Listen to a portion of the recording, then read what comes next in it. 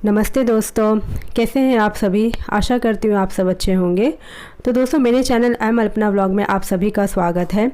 तो दोस्तों, आज जो है नवरात्रों का तीसरा दिन था और सुबह सुबह मैं सारे काम निपटा करके, सुबह के टाइम तो बहुत सारे काम होते हैं, बच्चों को स्कूल भेज के और हस्बैंड को ऑफिस भेज के, फिर मैंने अपने डस्टिंग की, घर की क्लीनिंग की, सारी किचन क्लीन किया। और फिर उसके बाद आज मेरा लॉन्ड्री का भी दिन था, आज वेडनेसडे था और वेडनेसडे को मैं लॉन्ड्री लगाती हूँ, तो वो भी सारा मैंने किया उसमें, जबकि मेरा 2 से ढाई घंटा जाता है लॉन्ड्री में। तो वो सब भी करके, सारे कपड़े सुखा करके, फिर नहा करके मैं आ गई यहाँ पे पूजा करने। और पूजा करने के बाद मैं चली गई थोड़ी देर रेस्ट करने के लिए, क्योंकि क्या है कि इतना सारा काम करो और व्रत होता है तो थोड़ा सा टायर्ड हो जाते हैं, थक जाते हैं, तो थोड़ा रेस्ट कर लो तो फिर आराम मिल जाता है शरीर को। तो मैं चली गई थी फिर रेस्ट करने, और रेस्ट करने के बाद फिर मैं इधर उधर अपना मतलब जो कपड़े उपड़े सूख गए थे उनको तय किए, उनको मैंने अच्छे से लगा दिया। और उसके बाद मुझे आज अलमारी भी क्लीन करने का मैंने सोचा था, लेकिन मैं इतनी थक गई थी कि मैं अपना कबर्ड क्लीन नहीं कर पाई, उसमें सारे कपड़े ऐसे ऐसे बिखरे पड़े हुए हैं। तो यहाँ देखिए मेरी पूजा भी फिनिश हो गई थी, मैंने भगवान जी को भोग भी लगा दिया था। और उसके बाद जैसा कि मैंने आपको बताया, मैं चली गई थी थोड़ी देर के लिए रेस्ट करने। और फिर रेस्ट करने के बाद जब मैं उठी तो बच्चों का आने का टाइम हो रहा था, मतलब उन्हें आने में 1 घंटा बाकी था, तो मैंने सोचा उनके लंच बना के रख दूँ। दोस्तों, मैं आ गई हूँ लंच बनाने के लिए, बच्चों के आने का टाइम हो गया है। और पूजा करके मैं थोड़ी देर आराम करने चली गई थी, रेस्ट करने के लिए, क्योंकि सारा दिन पूजा का ही काम इतना हो जाता है कि थकान हो जाती है। और वैसे मेरा आज फिर मार्केट जाने का प्रोग्राम था, जो मैं कल कपड़े लेकर के आई अपने लिए सूट पीस, उसको मुझे डाई करवाना था, बट मुझे नहीं लगता मैं जा पाऊँगी, क्योंकि मुझे बहुत बहुत बहुत ज़्यादा थकान फील हो रही है।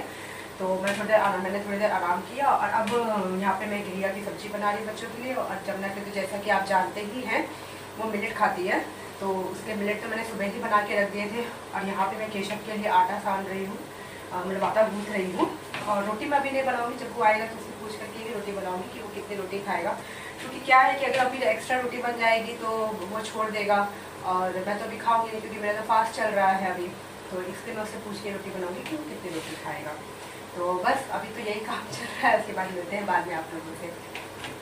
तो बच्चे भी स्कूल से आ गए थे और देखिए ये लोग 6:40 पे निकलते हैं स्कूल के लिए और 2:45 पर आते हैं। तो इतनी देर के स्कूल से आने के बाद इन लोगों को थकान हो जाती है बहुत ज़्यादा, तो ये लोग आके एकदम से बैठते हैं, थोड़ी देर रेस्ट करते हैं, उसके बाद अपना कुछ भी स्टार्ट करते हैं।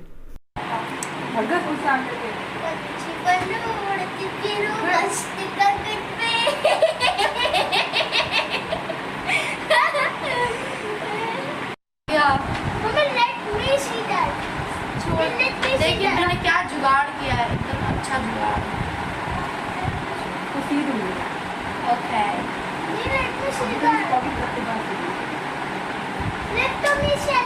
तो देखिए ये शाम का टाइम था, मैं ट्यूशन पढ़ा के आ गई थी और नहा करके मैंने आरती कर ली थी।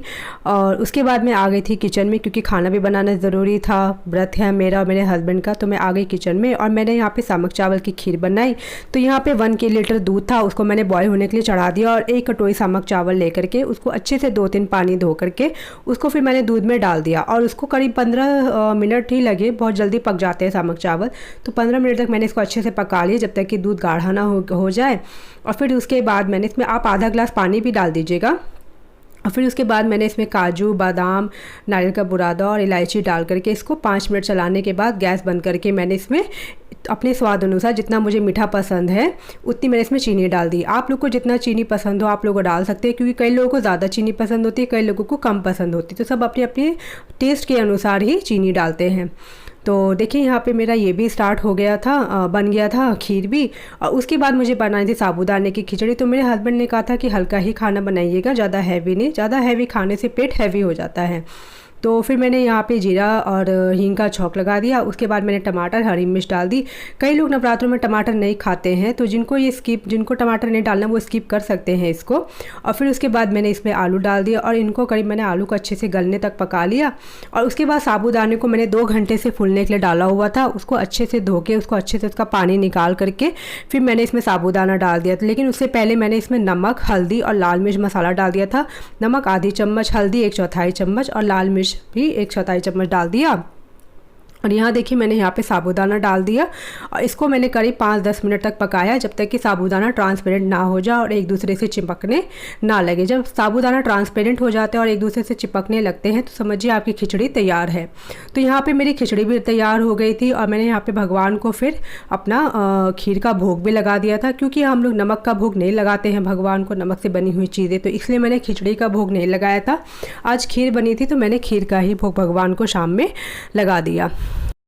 तो भोग लगाने के बाद सबसे पहले खाना मैंने अपने हस्बैंड को दिया, क्योंकि वो ऑफिस से आते हैं तो मुझे लगता है कि उनको भूख भी लगती होगी, तो मैं सबसे पहले उनको खाना दे देती हूँ, फिर बाद में मैं खा लेती हूँ। मतलब साथ में ही खाती लेकिन थोड़ी देर बाद में लेती हूँ। तो दोस्तों देखिए इस तरीके से मेरा आज का व्लॉग कंप्लीट हुआ। अगर आप लोग को मेरा व्लॉग पसंद आया तो प्लीज़ मेरे व्लॉग को लाइक कमेंट करना ना भूलें। अगर आप मेरे चैनल पर नए हैं तो मेरे चैनल को सब्सक्राइब करना ना भूलें और अपने दोस्तों के साथ भी मेरे ब्लॉग को शेयर कीजिए। तो दोस्तों मिलते हैं अगले वीडियो में, तब तक के लिए बाय बाय।